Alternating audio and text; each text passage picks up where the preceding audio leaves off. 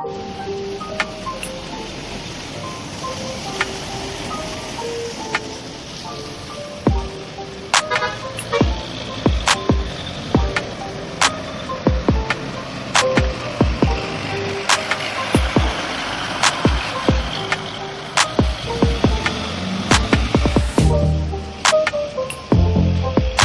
තමයි අද දවසේ ඔයගොල්ලන් පෙන්වන්නට මේ උත්සාහ කරන්න යන්නේ නලගනැල්ල.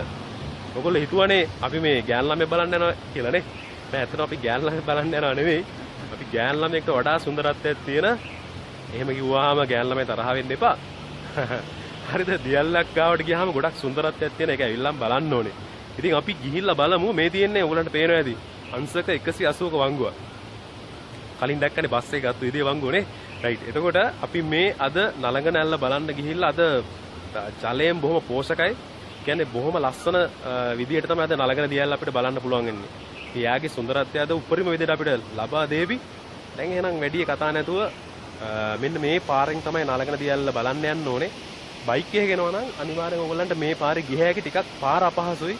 මගකට දාලා යන්න පුළුවන්. ඒ යන අතරතුර වෙච්ච අකරතැබ්බි මේ අපි මේ මමත් මේ කියන දෙවෙනි අවස්ථාව දමිත් සර්ත් වෙන දෙවෙනි අවස්ථාව ඒ අතරතුර මේ දමිත් සර්ට වෙච්ච අකරතැබ්බත් කියන්න මොකද ඒවත් ඔයගලන්ට වැදගත් වෙයි මේ වගේ තැනකට තනියෙන් හැම එන්න හිතනවනම් හරිද ඒවත් දැනගෙන අපි ඉස්සරහට යන්න එහෙනම් දියල්ල ගාවදී අපි නැවත හමු වෙමු යන ගමනුත් පොඩි පොඩි විස්තර ටිකක් කියාගෙන යනවා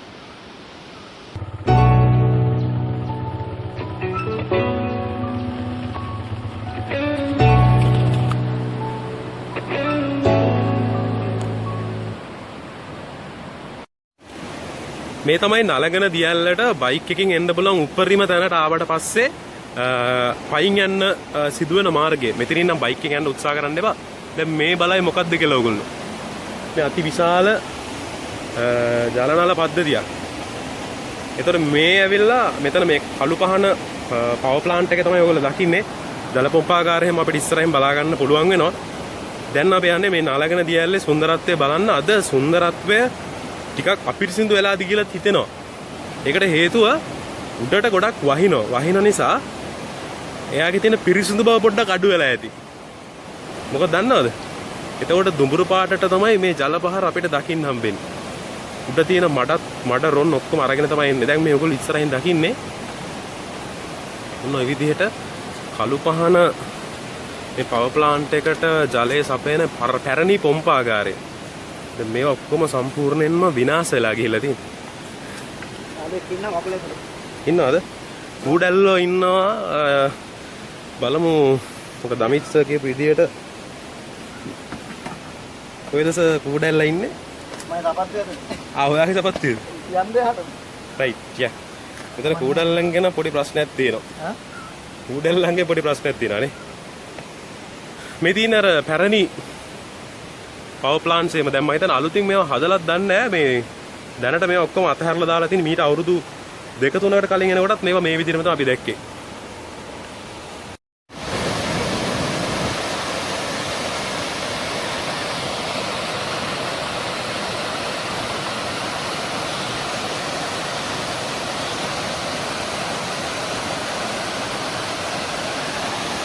ඔන්න ඈතින් පේනවා නලගන දියැල්ල. නලගන දියැල්ලේ ඔයගොල්ලෝ මේ පහළ ප්‍රදේශයේ තමයි දැක්කේ. බොහොම දරුණු විදියට අද අර මං කලින් කිව්වා වගේ පොඩ්ඩක් අපිරිසිදු වෙලා තියෙනවා. එයාගේ සුද්ධත්වය පොඩ්ඩක් අද නැති වෙලාද කියලා හිතෙනවා. අර ඈතින් පේන්නේ මේ සුන්දර නලගන දියැල්ලේ සුන්දරම කොටස. කඩා හැලෙන කොටස. එතකොට දැන් මම උත්සාහ කරන්නේ ඔයගොල්ලන්ට මමයි මේ දමිත්සේ දැන් උත්සාහ කරනවා මේ අද පරිසර තත්වය ඊතරම්ම හොඳ නැහැ. මොකද කාලගුණය ටිකක් වහින කාලගුණයක් තියෙන වගේම වතුර හිටපු ගමන් වැඩි වෙන්න පුළුවන්. මොකද ඉහළට වහින නිසා. මෙතන නාන එක නම් අනතුරුදායකයි. නමුත් අපි මෙතන සුන්දරත්වය විඳගෙන බොහොම අර පරිස්සමින් කිසිම කරදරයක් කරන්නේ නැතුව මතක සටහන් ටික විතරක් අරගෙන යන්න තමයි උත්සාහ කරන්නේ. ඒ අතරතුර ඔයගොල්ලන්ටත් සුන්දර දසුන් ටිකක් අරගෙන එන්නට උත්සාහ කරනවා. දැන් අපි බලමු එහෙනම් දියැල්ලේ සුන්දරම කොටස පොඩ්ඩක් මැද්දට එහෙම ගිහිල්ලා.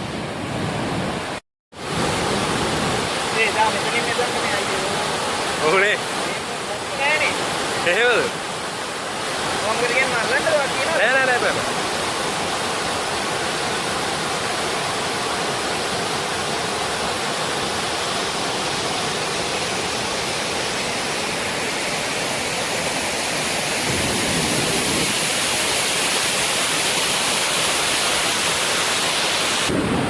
හොඳයි අපි දැන් නලගන දියැලට ඇවිල්ලා පොඩි විස්තරයක් කියන්න යනවා. අර එන ගමන් කිව්වනේ ලස්සන දෙයක් වෙලා තියෙනවා, ලස්සන වගේම අසුන්දර දේවල් ටිකක් වෙලා තියෙනවා කියලා මෙතන. මම පළවෙනි පාර ආවේ ඇත්තටම මේ ගෙදර කට්ටියත් එක්ක ආපු නිසා මට එච්චර මේකේ සුන්දරත්වය බලා ගන්න පුළුවන් වුණේ නැහැ. මේ ඔයගොල්ලෝ දකින තරම් අද දවසේ තරම් සුන්දරත්වයක් දැක්කේ නැහැ. හැබැයි දමිත්සර්ට ඊටදී ලස්සන දේවල් ටිකක් වෙලා තියෙනවා. දැන් මේක ට්‍රැවල් වලට ආස කරන අයත් ඉන්නවනේ. ඉතින් ට්‍රැවලින් කරන ආසයට මේ වගේ දියැලකට ආවොත් මොන වගේ විදිහට අපි පරිස්සම් වෙන්න ඕනේද? ඒ වගේම කූඩැල්ලෝ කියන එක සාමාන්‍යයෙන් කොහොමත් කැලේක යනවා නම් දියැලක් ළඟට එනවා නම් අනිවාර්යෙන් කූඩැල්ලෝන්ගෙන් පරිස්සම් වෙන්න ඕනේ. ඒ සඳහා ආරක්ෂක ක්‍රමවේද අපි ඉස්සරහට සාකච්ඡා කරමු. ඒ අතරේ දමිත්සර්ගේ විස්තරේ දින පොඩ්ඩක් මම දමිත්සර්ට එන අවස්ථාව දෙනවා. ඒ පිළිබඳව ඔයගොල්ලන්ට පැහැදිලි කිරීමක් කරන්න. දමිත්සර් කියන්න බලන්න. දැන් ලලන්සර් ඇවිල්ලා තියන්නේ ගෙදර කට්ටියත් එක්කනේ. මං ආවේ ගෙදර එක්කෙනත් එක්ක. ඒ කියන්නේ මගේ වයිෆ් එක්ක ආවේ. ඒ වෙලාවේ මෙතනට වෙනකම් මේ මගක් වෙනකම් සර් පෙන්වුවේ ඉස්සෙල්ලා ඕගොල්ලන්ට තැනක් තියෙනවා කියලා විදුලි බලාගාරය. එන්න එතනට වෙනකම් පයින් ඇවිදගෙන ආවා බයික් එක මග දාලා. එතකොට එතන දෙන්නෙක් හිටියා. ඒ කියන්නේ ඇඳගෙන හිටියෙත් නිකන් උඩුකයකට මොනවත් නැහැ. පල්ලෙහාටත් ඉතින් පල්ලෙහාකට සම්පූර්ණයෙන්ම නැහැ. ඒ කියන්නේ ඔයගොල්ලෝ දන්නවනේ මොන වගේ ඇඳුමක්ද කියලා. ඒ කියන්නේ ඒගොල්ලෝ යට ඇඳුම් පිටින් තමයි හිටියේ. ඒ කියන්නේ සමහරට ඒගොල්ලෝ නාන්න වෙන්න දෙවිලා දෙන්නෙක් විතරයි හිටියේ. මෙතන ඒ දෙන්නන්නේ නැහැ. මේ කියන ওই විදුලි බලාගාරය ඇතුලේ එන කළුවරයි. දැන් වැස්ස දවසක් ගොඩාක්ම මේ කවුරුවත් මේ ඉන්නේ නැත් දවසක්. ඒකේ ඇතුලේ මේ මොන හරි ඒගොල්ලෝ පාවිච්චි කරනවා වගේ තමයි දැක්කේ. ඒ කියන්නේ ඕගොල්ලන්ට තේරෙනවනේ මොන හරි මත්ද්‍රව්‍යයක් පාවිච්චි කරනවා වගේ දැක්කේ. මම ඇවිල්ලා විස්තරේ මේක මේ තරම්ම තිබුණ නැහැ, වතුර පාරක් තිබුණ නැහැ. හැබැයි එදා හොයාගන්න බැරි හින්දා අපි මම අහන්න එබෙද්දිම මගේ වයිෆ් පිටිපස්සෙන් ඇවිල්ලා ඒ දෙන්නව දැක්කා. ඒ දෙන්න අනිත් පැත්ත හැරෙන්න කලින් ටක් ගාලා එතනින් දුවගෙන ආවා එළියට.